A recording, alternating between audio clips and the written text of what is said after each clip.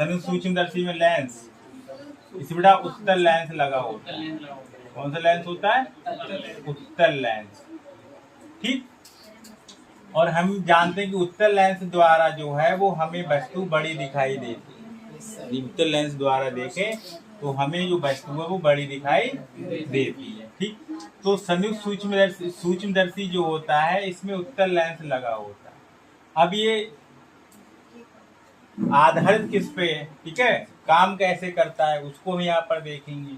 तो इसी बेटा हम एक पढ़ेंगे यहाँ पर हम दर्शन कोण। दर्शन कोण आपके दो टाइप से बनते हैं। एक इसमें हमारे पास बनता है वस्तु द्वारा दर्शन कोण, यानी वस्तु द्वारा बना दर्शन कोण होता है। इसको हम अल्फा से रिप्रेजेंट करते हैं। और एक प्रतिबिंब द्वारा, यानी यह आंख के द्वारा बना प्रतिबिंब होता है। आंख द्वारा बना दर्शन कोण, इसको हम बीटा से रिप्रेजेंट करते हैं। ठीक। और जो अल्फा बीटा है, यदि इसका हम अनुपात निकालें, रेशियो निकालें, तो ये हमें डिवाइड कर देता है रेखीय आवर्धन। रेखीय आवर्धन, जैसे हमने लेंस पढ़े थे तो लेंस का हमने रेखीय आवर्धन बताया था। और रेखीय आवर्धन लेंस का हमने क्या परिभाषा दी थी आपको कि प्रतिबिंब की लंबाई तथा वस्तु की लंबाई का जो अनुपात होता है वो हमारा रेखीय आवर्धन कहलाता है। ठीक इसी प्रकार यहाँ पर आंख द्वारा बना दर्शन कोण और वस्तु द्वारा बना दर्शन कोण जो होता है वो यहाँ पर आवर्धन कहलाता है। क्या कहलाएगा? आवर्धन कहलाता है। ठीक है। दूर सूक्ष्मदर्शी किसके लिए प्रयोग किया जाता है? सूक्ष्म वस्तुओं को देखने के लिए। संयुक्त सूक्ष्मदर्शी किसके लिए प्रयोग किया जाता है? अति सूक्ष्म वस्तुओं को देखने के लिए। और खगोलीय दूरदर्शी किसके लिए प्रयोग किया जाता है? दूर की वस्तुओं को देखने के लिए। ठीक। इसमें बेटा एक उत्तल लेंस रखा होता है। किसमें? सूक्ष्मदर्शी में। ठीक। संयुक्त सूक्ष्मदर्शी में दो उत्तल लेंस होते हैं। और खगोलीय दूरदर्शी बेटा जो है ये दो प्रकार से बनाया गया है। कौन सा? खगोलीय दूरदर्शी। कल हमने आपको बताया था, एक बेटा इसमें पढ़ेंगे अपवर्ती दूरदर्शी और दूसरा इसमें होता है परावर्ती दूरदर्शी। जो अपवर्ती दूरदर्शी होता है इसमें भी बेटा दो उत्तल लेंस लगे होते हैं। लेकिन जो परावर्ती है इसमें एक तो आपका दर्पण लगा होता है और दूसरा इसमें लेंस लगा होता है, यानी दो दर्पण होते हैं और एक लेंस होता है। इसके द्वारा जो हमें प्रतिबिंब मिलता है ये अति चमकीला प्रतिबिंब मिलता है। इसके द्वारा परावर्ती दूरदर्शी द्वारा। यहाँ पर एक नंबर को सवाल पूछते हैं कि चमकीला प्रतिबिंब किस दूरदर्शी द्वारा प्राप्त होता है। ठीक है, तो उसको हम बताएंगे परावर्ती दूरदर्शी द्वारा जो प्रतिबिंब है वो चमकीला प्राप्त होता है। दर्पण कौन कौन से इसमें होते हैं कल हमने बताए थे, यदि आपको ध्यान हो कल हमने बताए थे कौन कौन से। एक तो बेटा इसमें होता है समतल दर्पण। तो होता है समतल दर्पण। और दूसरा इसमें जो होता है ये होता है अवतल दर्पण। कौन सा दर्पण? अवतल दर्पण। ठीक है, तो इसके बारे में हम यहाँ पर ये पूरा इतना हमें पढ़ना है आपके सिलेबस में। अमीर फोन को नीचे और ध्यान इधर बोर्ड की जाए। ठीक है, कॉल आ रही साइलेंट कहा करो कि 1 घंटे बाद बात करना हमसे। ठीक है, बात समझ में आ गई? तो इतना हम यहाँ पर पूरा सिलेबस में पढ़ेंगे। तो स्टार्टिंग यहाँ से हम पहले करेंगे दर्शन कोण से। ठीक, और दर्शन कोण करने के बाद सूक्ष्मदर्शी यहाँ पर पढ़ेंगे, फिर संयुक्त सूक्ष्मदर्शी, फिर खगोलीय दूरदर्शी और खगोलीय दूरदर्शी में अपवर्ती और परावर्ती। ठीक है, थोड़ा सा इसका निचोड़ हमने पूरा बता दिया क्या क्या इसमें है यहाँ। ठीक, तो उसमें हेडिंग डाल लीजिए। पहले तो चैप्टर का नाम लिख लीजिए, चैप्टर कितने में? प्रकाशिक यंत्र, ऑप्टिकल इंस्ट्रूमेंट। चैप्टर नंबर कितना था जी? चैप्टर नंबर बेटा हमें नहीं मालूम, ये इन बच्चों से पूछिए कितना नंबर। 5 5वां होगा।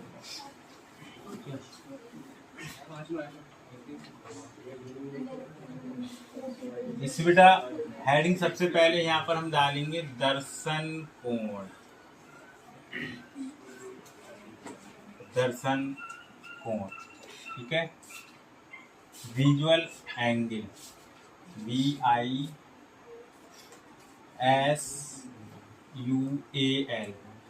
एंगल, ANGLE, एंगल, ठीक। इसमें अभी हमने आपको दर्शन कोण के लिए अभी हमने आपको समझाया क्या, किसी वस्तु द्वारा हमारी आंख पर बनाया गया जो कोण होता है, किसके द्वारा, किसी वस्तु द्वारा किस पर कोण बनाया गया, आंख पर बनाया गया जो कोण होता है उसे हम क्या सा कोण बोलते हैं, दर्शन कोण बोलते हैं, ठीक है। यानी किसी वस्तु द्वारा हमारी आंख पर बनाया गया कोण, या हम ये भी कह सकते हैं किसी वस्तु द्वारा आंख पर बनाया गया कोण ही क्या कहलाएगा, दर्शन कोण कहलाता है, ठीक है। तो लिखिए इसमें, किसी वस्तु द्वारा, किसी वस्तु द्वारा आंख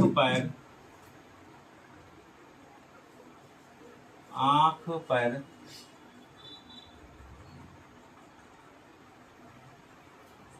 बना कोण, आंख पर बना कोण उस वस्तु का दर्शन कोण कहलाता है। कौन सा कोण कहलाता है, दर्शन कोण कहलाता है, ठीक है। अब जैसे हमने आपसे अभी जैसे कहा, जैसे ये हमारी मानव नेत्र है, समझ लीजिए थोड़ा सा, फिर यहाँ पर हम बताते हैं।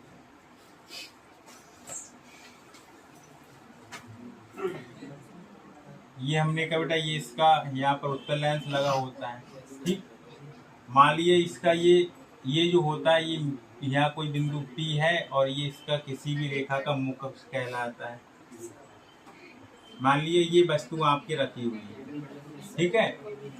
तो वस्तु द्वारा मान लीजिए कि इस तरह से कोई प्रकाश किरण ऐसे आ रही है, इस तरह से ये हमारे पास कोई कोण बनाती है, तो ये कोण हमारा कौन सा कोण कहलाएगा, कौन सा कोण, अल्फा, यानी अल्फा कोण बनेगा, ठीक। ये भी दर्शन कोण है, लेकिन किसके द्वारा बना है, वस्तु द्वारा।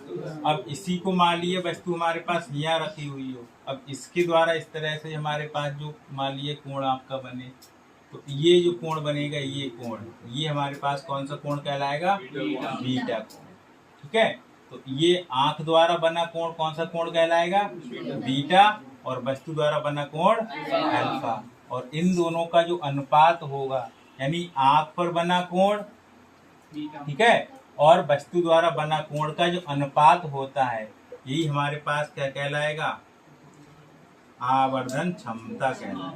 क्या कहलाएगा, आवर्धन क्षमता। और आवर्धन क्षमता को बेटा यहाँ पर दिखा सकते हैं कैपिटल M से। तो किसके बराबर आएगा, इसको अनुपात में बांटे तो किसके अनुपात के बराबर होगा, ये है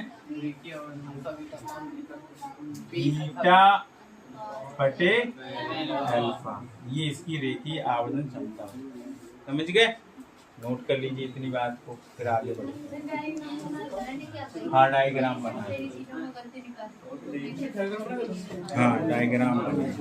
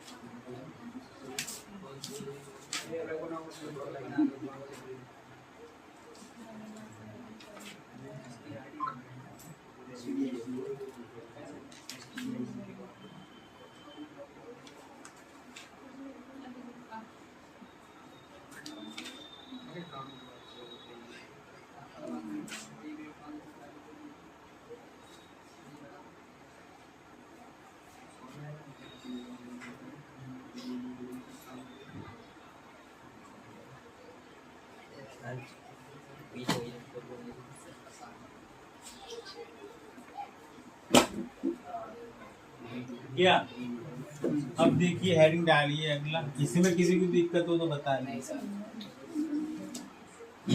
तो दर्शन कोण समझ में आ गया कि किसी वस्तु द्वारा आंख पर बना जो कोण होता है वो उस वस्तु का क्या कहलाता है?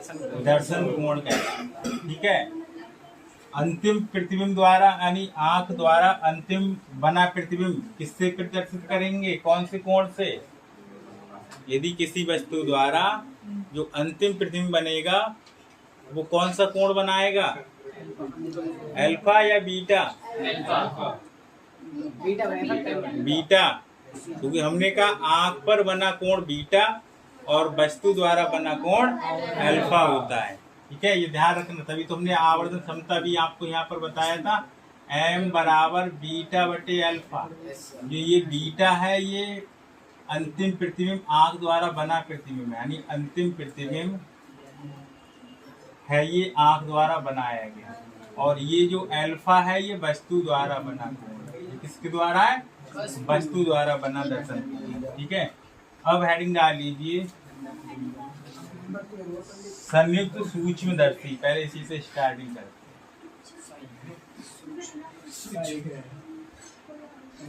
संयुक्त सूक्ष्मदर्शी, सूक्ष्मदर्शी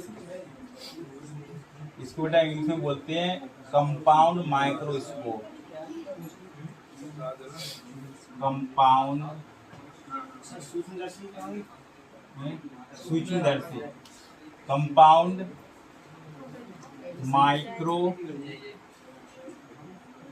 माइक्रोस्कोप, SCOPE स्कोप। ये हमारे पास इसका हो गया। ठीक है, इसमें बेटा हम समझिए कंपाउंड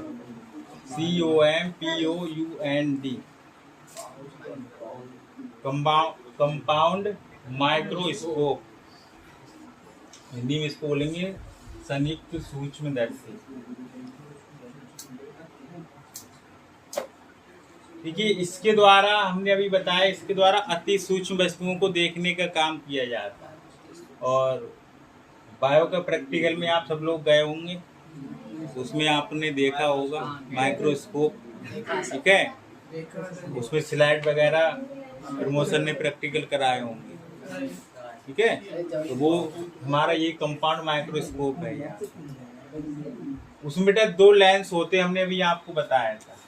एक इसमें हम बोलते हैं अभिदर्शक लेंस, और इसी के एक दूसरा जो लेंस होता है ये बड़े द्वारक का लेंस होता है, इसे हम बोलते हैं नेत्र का लेंस। ये जो लेंस होगा ये इसको हम बोलेंगे अभिदर्शक लेंस। कौन सा लेंस? अभिदर्शक लेंस। और इसे हम बोलेंगे नेत्र का लेंस। अच्छा, अब इसको हम अभिदर्शक लेंस बोल रहे हैं और इसको कौन सा लेंस कह रहे हैं? नेत्र का लेंस। ठीक है, तो इसको अब नेत्र का लेंस, इसको अभिदर्शक लेंस क्यों कहा?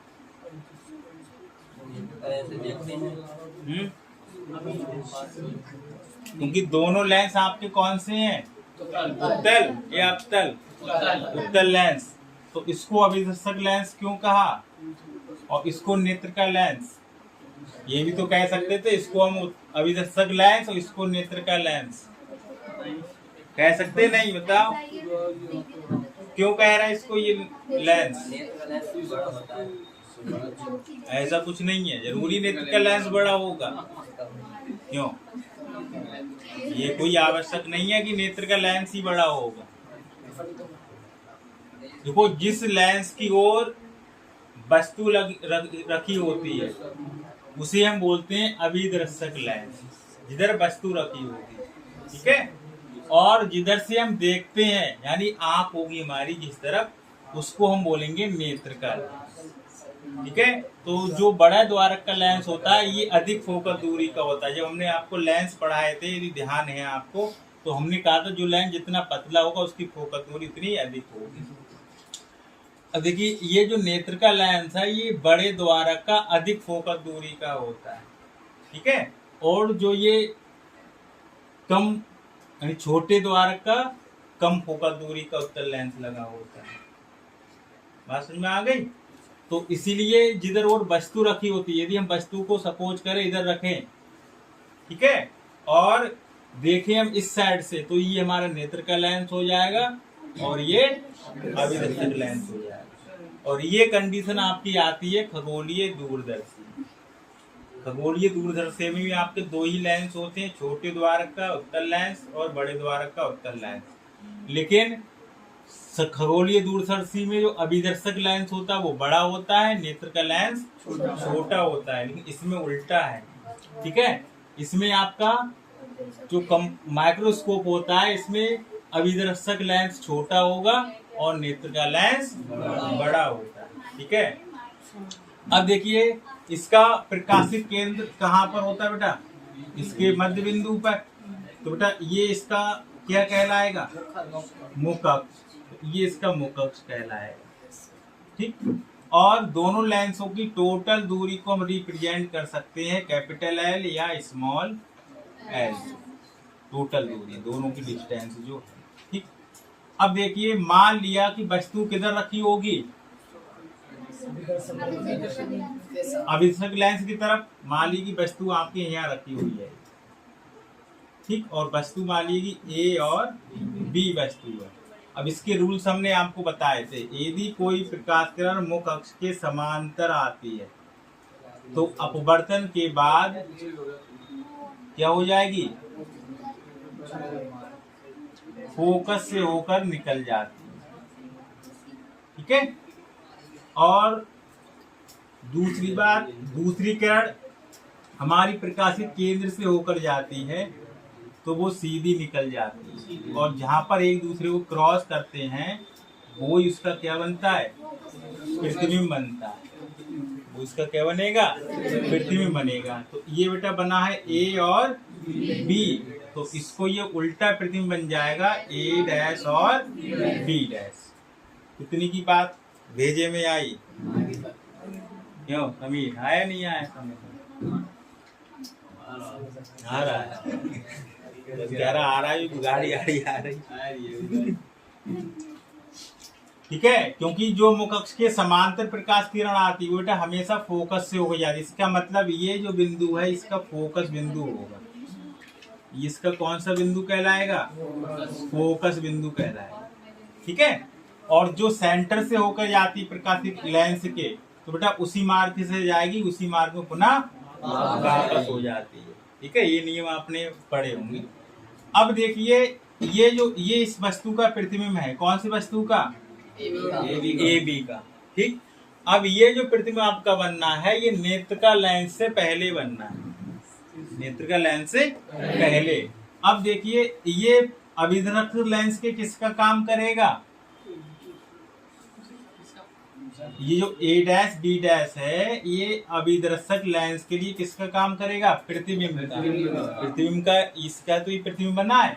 लेकिन बेटा ये नेत्र का लेंस के लिए किसका काम करेगा? वस्तु का। और कौन सी वस्तु का? आभासी वस्तु का। कौन सी वस्तु का? आभासी वस्तु का कौन काम करेगा? ए डैश और बी डैश, ठीक। और ए डैश बी डैश का जो अंतिम प्रतिबिंब है, तो इसके द्वारा जो कोण बनेगा वो कौन सा कोण बनेगा? इसके द्वारा बेटा जो ए बी वस्तु द्वारा कोण बनेगा वो कौन सा दर्शन कोण होगा?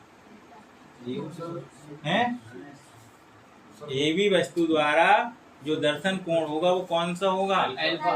अल्फा कोण बनेगा। कितना बनेगा? अल्फा कोण होगा। कितना कोण हो जाएगा ये अल्फा कोण। बात समझ में आ गई। तो इतनी चीज पहले थोड़ा सा इसमें लिख लें, तब तक इसमें हम इंक डाल लें। आभासी वस्तु का आभासी वस्तु का, तो ये मान लिया इस तरह ये मुख अक्ष के समांतर है ये रेखा, ठीक। तो ये अपवर्तन के बाद इस नेत्र से होते हुए निकल जाएगा, ये तो इसका फोकस बनेगा, यानी इसको हम चाहे यहाँ पर लिखा सकते हैं FE, और ये बनाया पर बेटा क्या बनाएगा FO बनाएगा, यानी F बिंदु बनाएगा ये, और ये E बिंदु यानी नेत्रका के लिए। बात समझ में आ गया। और जो सेंटर से होकर जाएगी इस तरह से ये वाली रेखा, ये इस तरह से ऐसे निकल जाएगी। तो इस तरह से बेटा इसको और इसको हम जैसे इस तरह से ये आगे बढ़ा दे तो इसकी इमेज आपकी, तो इस तरह से बेटा ये अंतिम प्रतिबिंब बनाएगी, यानी इसका जो अंतिम प्रतिबिंब मिलेगा इस वस्तु का या किसी बिंदु पर मिलेगा। और मान लिया कि ये बेटा A' और क्या है B', तो ये बनेगा A, ऐसा करिए इसको A1 मान ले ना, A1 और इसको मान ले A2, तो सॉरी B1, तो ये हमारे पास हो जाएगा A2 और ये हो जाएगा B2, और ये बेटा इसकी दूरी पर बनेगा न्यूनतम दूरी किस पर D पर। और बेटा ये जो प्रतिबिंब आपका इसके लिए आभासी वस्तु का काम कर रहा है, इसको हम क्या कहेंगे UE, ये कौन सा बनेगा UE, और ये दूरी क्या कहलाएगी आपकी UO कहलाएगी, ठीक। और इस बस लेंस द्वारा ये हमारे पास कितनी दूरी कहलाएगी DO, और इसके द्वारा बेटा ये जो D बिंदु बनना है यही किसके बराबर हो जाएगा BE के बराबर बनेगा। आगे बात समझ में नहीं आई बेटा, यानी इस लेंस द्वारा नेत्र का लेंस द्वारा जो अंतिम प्रतिबिंब बनेगा वो बेटा कितने डिग्री पर कहाँ पर बनेगा A2 और B2, कैसा बनेगा आभासी और सीधा। जब भी आभासी प्रतिबिंब बनेगा तो हमेशा सीधा होगा, ठीक है। तो आभासी और सीधा, और ये भी वस्तु द्वारा प्रतिबिंब कैसा बनेगा वास्तविक और उल्टा, ठीक है। तो ये इसका A' B' इसका अंतिम बनेगा इसके पास D के पास। बात समझ में आ गई, ठीक है। और इसके द्वारा हमारा दर्शन कोण कितना दर्शन कोण बनेगा बीटा दर्शन कोण बनेगा, कितना बनेगा बीटा दर्शन कोण। समझ में आ गया बात। अब इसको बना लीजिए।